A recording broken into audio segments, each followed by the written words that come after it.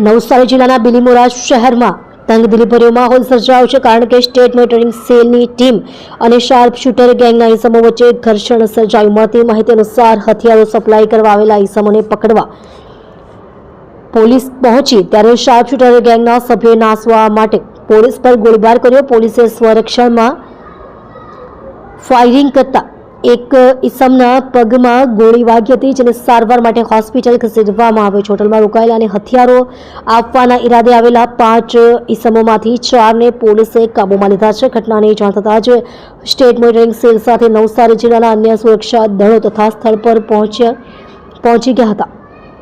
પ્રાથમિક તારણ મુજબ પકડાયેલા ઇસમો કુખ્યાત શાર્પ શૂટર ગેંગ સાથે સંકળાયેલા હોવાનું સામે આવ્યું છે. પોલીસે સ્થળ પરથી હથિયારો તથા કાર્તિજ સહિતના પુરાવા જપ્ત કર્યા છે. હાલ આખી ઘટનાની વિગતવાર તપાસ શરૂ કરવામાં આવી છે અને સુરક્ષા એજન્સીઓ સતર્ક થઈ ગઈ છે. આપ જોઈ રહ્યા છો ગુજરાતની સૌથી પહેલા ખબર આપતી Surat express news channel director Rajesh મંગલેની સાથે.